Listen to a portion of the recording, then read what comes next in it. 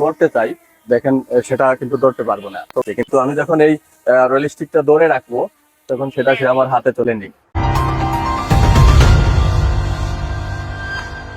Drone উড়াতে হলে আগে কিছু প্রশিক্ষণের প্রয়োজন হয়, না হলে হয়তোবা আপনার এই লক্ষ টাকার ড্রোন হারিয়ে যেতে পারে বা ক্রাশ খেতে পারে। আপনারা জানেন যে ডিজিআই খুব ভালো একটি কোম্পানি ড্রোনের, এবং ডিজিআই সর্বনিম্ন 50,000 টাকা থেকে শুরু করে 4 লক্ষ 5 লক্ষ টাকা পর্যন্ত ড্রোন রয়েছে। আজকে দেখাবো এই ডিজিআই 4 মিনি উড়িয়ে। অনেকেই কিন্তু ছাতক শহরের বিভিন্ন জায়গা ইতিমধ্যে আমাদের এই ডিজিআই 4 এর ভিডিও ধারণ করে আমরা দেখিয়েছি বিভিন্নভাবে। তো আজ একটু দেখানোর চেষ্টা করব ড্রোন কিভাবে আমি উড়াই, পাশাপাশি ছাতক শহরটাকে অনেক উঁচু থেকে দেখানোর চেষ্টা করব। তুর দিকে এই সুরমা নদীর যে আঁকাবাঁকা মেটো পথ সেগুলা দেখাবো অনেক উপর থেকে, এইভাবে কেউ এখন পর্যন্ত দেখায়নি। তবে এত উপরে যেহেতু এই ড্রোনটি আমি উঠাচ্ছি, সেটা আসলে আমার জন্য দেখছি। আমি কাভারিং খুলতেছি, যে আমি যখন এইটা ডান দিকটা আমি ওপেন করলাম, তারপর আমি ডান দিকের নিচের যে ঢাকনাটা সেটা ওপেন করব। তারপরে বাম দিকের নিচেরটা, এটাতেও কিন্তু উলট পালট করলে আপনার ড্রোনের জন্য ক্ষতি হতে পারে, যার জন্য এটা মাথায় রাখতে হবে। যে এই যে 3টা ব্যাটারি আপনারা দেখতেছেন, 3টা ব্যাটারি হচ্ছে মিনিমাম 35 মিনিট করে এক একটা ব্যাটারির ব্যাকআপ রয়েছে। আর আসলে ড্রোন যদি আপনারা উড়াতে যান 35 মিনিট ভিডিও করতে হয় না, কোথাও 10-15 মিনিটই এনাফ। ব্যাটারিটা লাগিয়ে নিচ্ছি, একটু দেখেন যে সহজ পদ্ধতি এটি ড্রোন উড়ানোর। এখন আমার রিমোট যেটা দিয়ে আমি কন্ট্রোল করব এই এয়ারক্রাফটটি, এখন কানেকশন দিব। এটা চেঞ্জ করে যে কোনো ধরনের পুট ইউজ করতে পারবেন। এটার সাথে কিন্তু অনেকগুলা পুট আছে, সেই বিষয়ে অন্যদিন কথা বলবো। এই যে স্টিকগুলা এই পাশে রাখা জয়েন স্টিক, এইগুলা দিয়ে আপনার এইগুলো এখানে লাগিয়ে নেবেন। এটা দিয়ে কিন্তু কন্ট্রোল করতে হবে, বিশেষ করে আপনার এয়ারক্রাফটটা। এই যে লাগিয়ে নিলাম, তো আমি নর্মাল মোডে কিন্তু চালাবো। এটা আমি এভাবে বসিয়ে নিচ্ছি। এই যে একটি সহজ পদ্ধতি মিনি 4K DJI, এটা খুব ভালো। তবে এটা দিয়ে ট্রাই করতে পারেন ড্রোন উড়ানোর জন্য। তো বাজারে কিন্তু 20,000, 25,000, 15,000 এবং 8-9 হাজার টাকার ড্রোন পাওয়া যায়। সেগুলা নিয়ে আসবেন না শখের বসে, এগুলা উড়াতে পারবেন না। সেগুলা কিন্তু মানে জায়গাতে থাকে না, উড়ানোর পরে সে তার বিভিন্নভাবে এলোমেলো হয়ে যায়। আমরাও একটা এর আগে নিয়ে আসছিলাম, আসার পরে কোন দিকে যায় আমরা নিজেই বলতে পারি না। যদি আপনি 50,000-এর উপরে একটা ড্রোন কিনেন, সেক্ষেত্রে কিন্তু মোটামুটি ভালো অভিজ্ঞতা অর্জন করতে পারবেন। তো এখন উড়াবো ড্রোনটি, একটু দেখি। এটা হচ্ছে সুইচ নিচের দিকে দেওয়া। তার আগে আমাকে এটা খুলে নিতে হবে। এটা থাকলে কিন্তু আবার আপনার গেমবল নষ্ট হয়ে যাবে, এটা সহ যদি উড়ানো হয়। তো এটা মাথায় রাখতে হবে। যে এটা খুলে নিলাম, এটা একটা একটা সুইচ দিয়ে আবার দিতে হবে। ডাবল চাপ দিলেই কিন্তু এই যে ঢাকনাটা নড়লো, এখন সেটা রেডি প্রায়। এখন আমি নিচে রাখবো এটাকে, দুলা বলে তোকে দূরে রাখাই ভালো। এই যে এখন আমি রিমোটটা একটু নিব।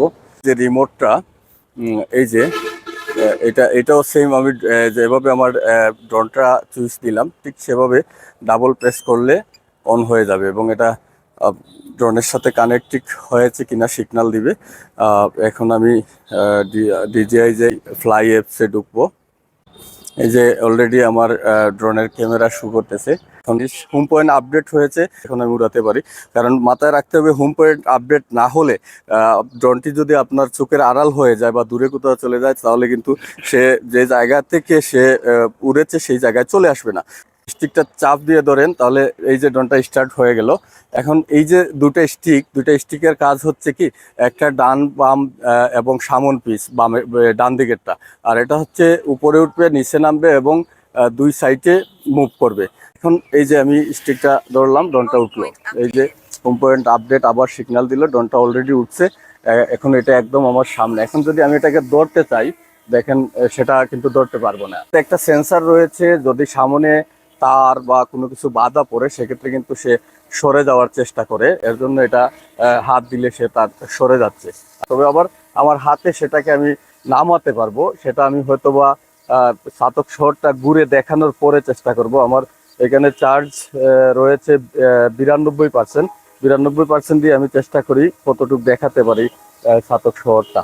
যাই হোক, এখন উপরে উঠবো। আজকের যে ওয়েদার সেটা অনেক সুন্দর।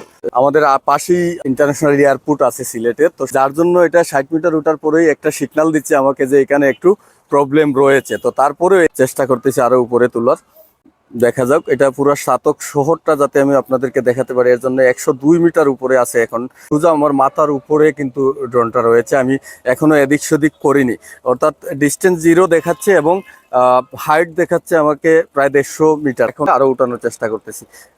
যেহেতু হাইট এটা 500 মিটার আছে, তো সেক্ষেত্রে আমি 500 মিটার উঠাবো না, তো 250-300 মিটার উঠিয়ে চেষ্টা দেখি সাতক শহরের যে চতুর্দিকে যে নদী, সুরমা নদী যে ঘেরাও করে রেখেছে সাতক শহরটাকে, সেটা আমি একটু দেখানোর চেষ্টা করি।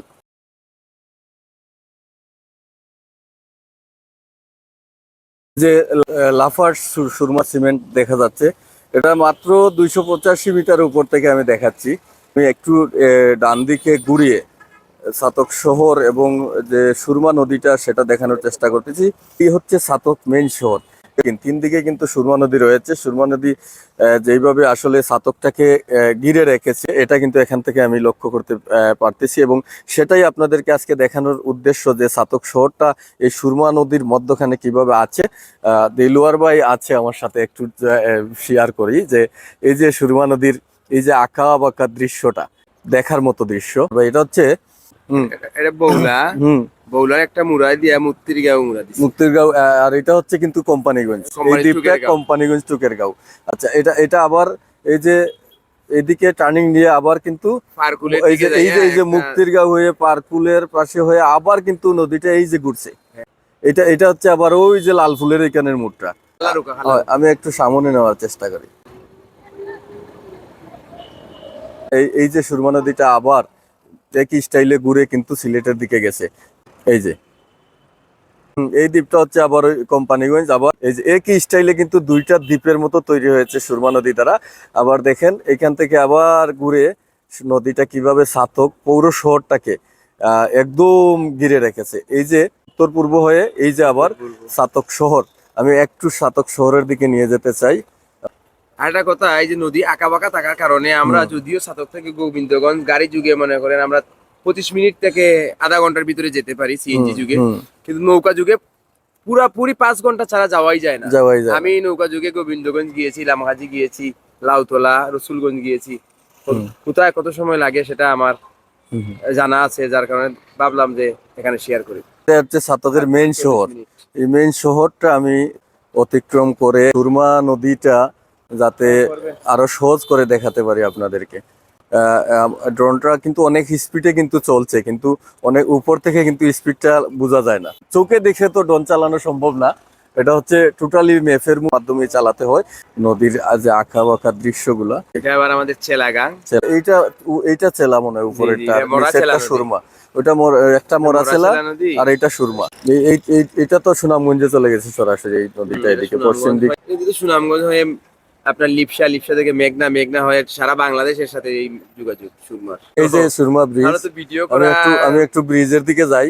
এটা 12 কিলোমিটার ডিস্টেন্স। যাই হোক, সব ড্রোন তো ভাই এত দূরে যায় না। আমি তো হচ্ছে আপনার লক্ষ টাকার এয়ারক্রাফট এইভাবে ছেড়ে দিবেন, তাকে দেখা যাচ্ছে না, সেই রকম একটা সাহস লাগবে যে এটা ছাড়তে গেলে। এখন যদি এটা ধরেন কোনো পাখির সাথে বা কোনো কিছুর সাথে এটা ক্রাশ খায়, তো সেক্ষেত্রে আপনার তো ভিতরে এই সাহসটা থাকতে হবে। রিস্ক না নিলে জীবনে কিছু হয় না। তো এইভাবে রিস্ক নিয়ে সবাই আসলে চালায় না। প্রত্যেকটি এয়ারক্রাফট আপনার জিআই কোম্পানির যেগুলা বিশেষ করে সেগুলা কিন্তু 12 কিলো, 14 কিলো, 20 কিলো পর্যন্ত আপনি ঘুরে আসতে পারবেন এইভাবে যদি সাহস করতে পারেন।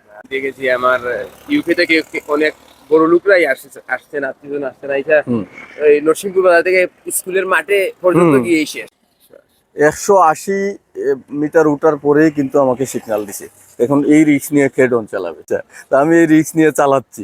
এখনো আমার চার্জ আছে 48-47, অর্থাৎ আমি উড়াইছি কতক্ষণ, 11 মিনিট 57 সেকেন্ড। এখনো কিন্তু 47 আছে, বেশি উপরে তো। সিনেমায় চেষ্টা করি সাতক শহরটারে দেখানো যায় কি। এই যে সাতক সিলেট রোড, আমি রোডটা ফলো করে রাস্তা দিয়ে নিয়ে আসার চেষ্টা করতেছি, শুধু সাতক সিলেট রাস্তা দিয়ে, শহরটা যাতে আরো সুন্দর দেখা যায়। 141 মিটার উপর, আর উপরে আরেকটু নিচে নামানোর চেষ্টা করি।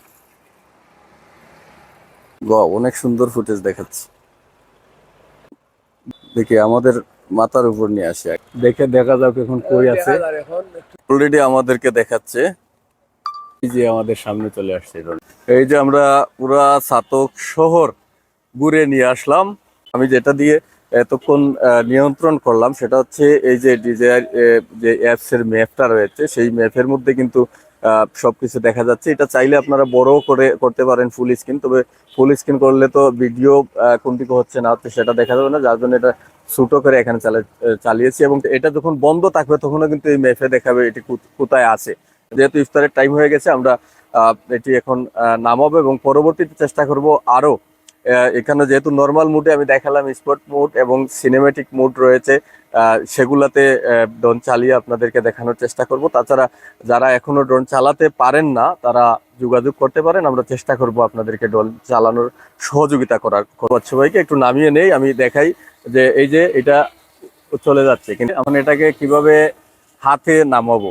তো আমি যখন এই রয়েল স্টিকটা ধরে রাখবো তখন সেটা সে আমার হাতে চলে আসবে ল্যান্ডিং।